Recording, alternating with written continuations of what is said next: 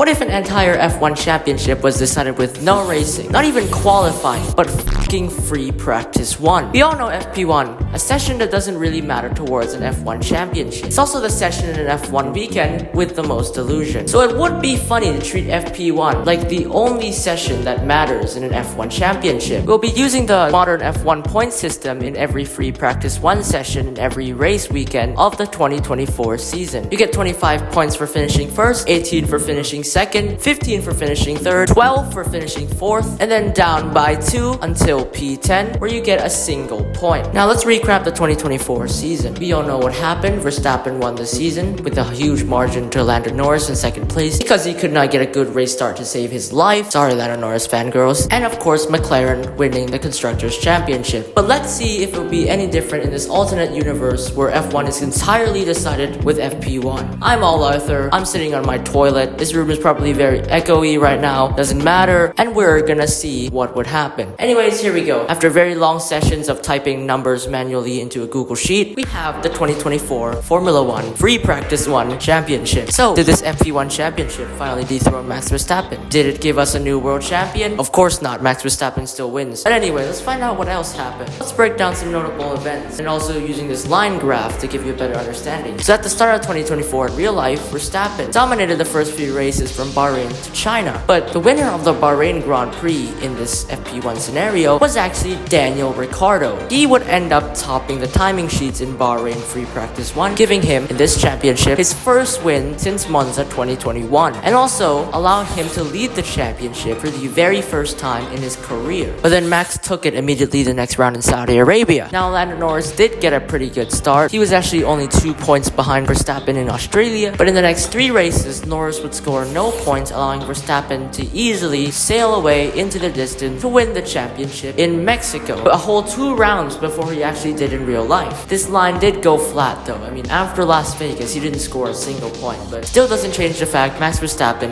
is the 2024 FP1 champion. That leaves us with the battle for second place between Lando Norris and George Russell. By the Spanish Grand Prix, Lando Norris would be just 1 point ahead of George Russell, but he took off, leaving everyone behind to go finish second in the championship, so there wasn't really a battle there. Russell, however, fell all the way down to 4th. He had quite poor form in Free Practice 1. Heck, he even fell down to 6th at one point, but he managed to end the season in P4. Now in 3rd place though, we have Charles Leclerc, just like in real life. At the end of the season, Charles Leclerc would finish 3rd in the championship. He was actually behind Oscar Piastri, George Russell, and Carlos Sainz for quite a while, until he topped the timing sheets in the last 2 FP1 sessions of the year in Qatar and Abu Dhabi, absolutely catapulting him into 3rd place. Now for the rest of the top drivers, we have Piastri and Hamilton, who had pretty missed seasons in FP1. Not too crazy. If you're interested in the data, you can look in the description. One more thing though, Perez.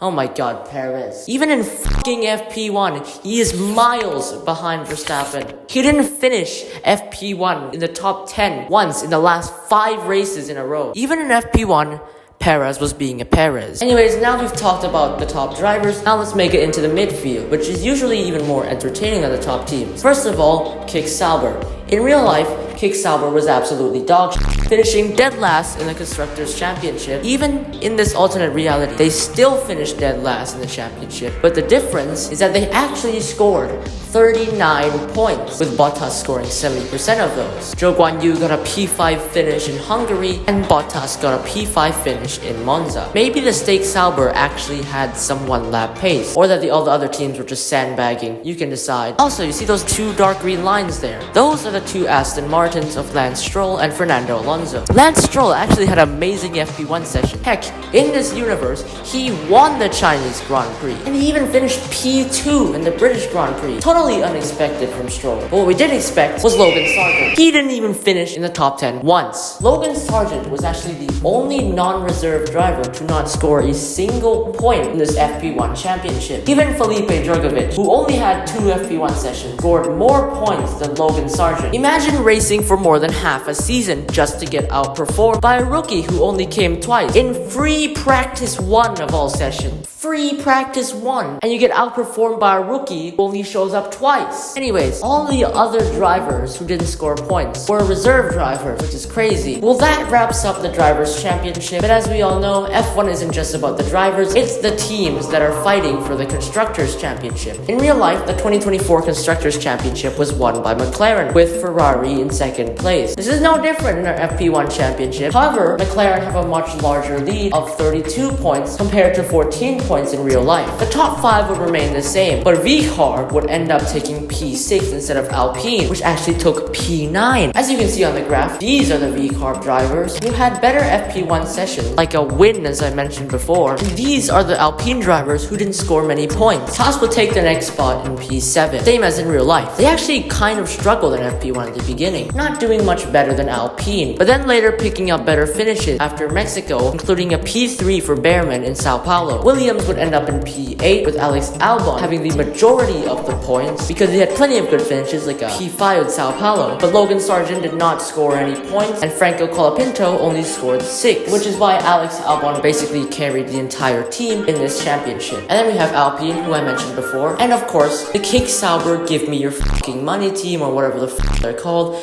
in dead last. I guess that's one of the things that you can't avoid in life: death, taxes, and Kick Sauber finishing last in a championship. Hopefully not for long though, because they're actually doing pretty well in 2025. And that is basically how the 2024 F1 Championship would go if all the results were based on FP1. Here are all the results. I will be linking the spreadsheet and the graph in the description. You can go look for yourselves, but do not fact check me because I could be wrong. Anyways, subscribe, smash like, and I'll see you in the next one.